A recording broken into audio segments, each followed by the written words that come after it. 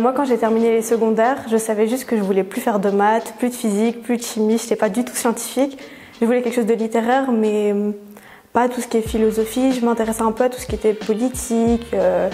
Voilà, le monde politique m'intéressait et je savais que je voulais beaucoup voyager, que je voulais des études qui me permettraient de travailler n'importe où dans le monde et pas de rester bloquée en Belgique. Du coup, je me suis orientée vers la science politique et plus particulièrement les relations internationales.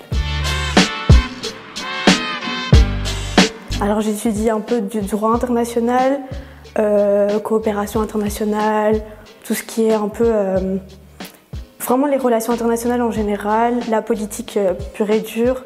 C'est beaucoup de cours de culture générale, de comprendre un peu comment les gouvernements fonctionnent, comment ils discutent entre eux, comment ils trouvent des accords, tout ça. Ce qui me plaît le plus dans mes études, c'est que c'est hyper diversifié comme c'est relations internationales. On en apprend un peu sur tous les pays du monde, toutes les régions du monde. C'est hyper actuel. C'est très, tu vois ce qui se passe dans le monde et ça te permet de comprendre un peu ce que tu regardes au journal, les infos, les guerres, les accords entre les pays. Ça te permet vraiment de comprendre ce que tu vois. Et je pense que c'est ça que j'aime bien, c'est que j'apprends vraiment tous les jours. Ce qui me plaît le moins, c'est que c'est des études très théoriques.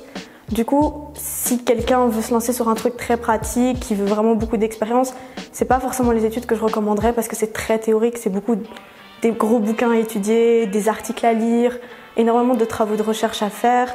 Après, si les sujets t'intéressent, c'est super cool, mais si le sujet t'intéresse pas, ça peut vite devenir fatigant. Donc c'est peut-être la partie qui me plaît le moins.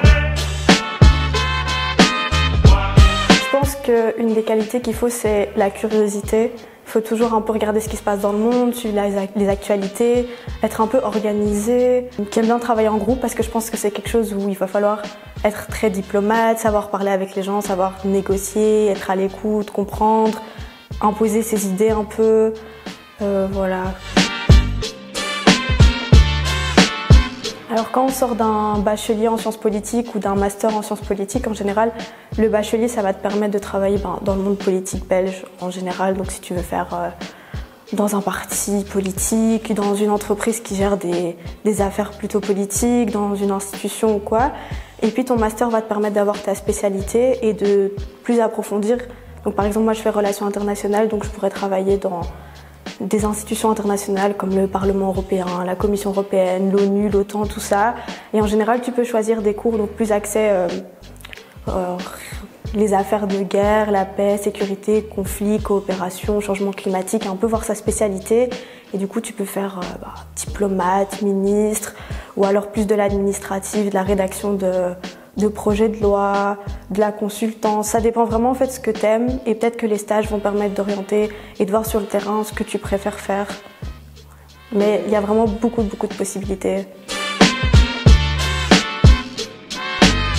J'ai pas spécialement d'anecdotes, mais ce que je peux dire sur ces études, c'est que comme c'est des trucs très internationaux, il y a beaucoup de projets, en tout cas dans les universités. Moi, je suis à l'ULB, donc l'Université libre de Bruxelles, donc je peux parler de cette université comme je la connais bien. Je sais qu'il y a énormément de projets qui sont mis en place, et je pense dans plein d'autres universités aussi, qui te permettent, en plus de tes études, d'avoir un peu une petite vue sur le concret. Par exemple, moi, j'ai participé à un truc qui s'appelle l'International Model NATO, et c'est une grande simulation de l'OTAN. Et donc pendant quelques mois, on te prépare à devenir un peu un diplomate de l'OTAN et on t'envoie à Washington pendant 3 jours faire une conférence en anglais. Tu te mets un peu dans la peau d'un représentant de la Belgique et c'est super cool parce que c'est entre étudiants, tu rencontres plein de gens et ça te permet d'avoir un peu un visuel du métier et puis ça te fait un voyage aux États-Unis, donc c'était super cool. Et je sais qu'il y a énormément de projets, pas forcément aux États-Unis, mais ça peut être à Bruxelles, au Parlement européen, à Genève, un peu partout, et il y a énormément de possibilités si on veut faire des choses comme ça.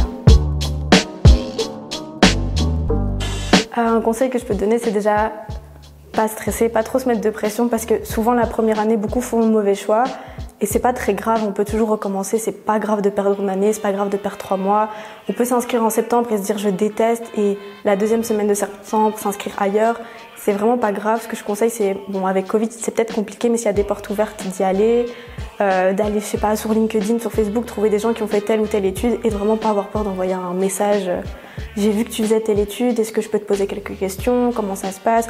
Vraiment pas avoir peur de demander en fait et aussi de se dire si j'ai fait un mauvais choix, c'est pas grave, je change et vraiment pas de se mettre la pression, d'essayer vraiment de trouver quelque chose que t'aimes, parce que si tu pars pour 3, 4, 5 ans d'études et que t'aimes pas, ça va être dur de garder la motivation, surtout que c'est pas évident les études supérieures.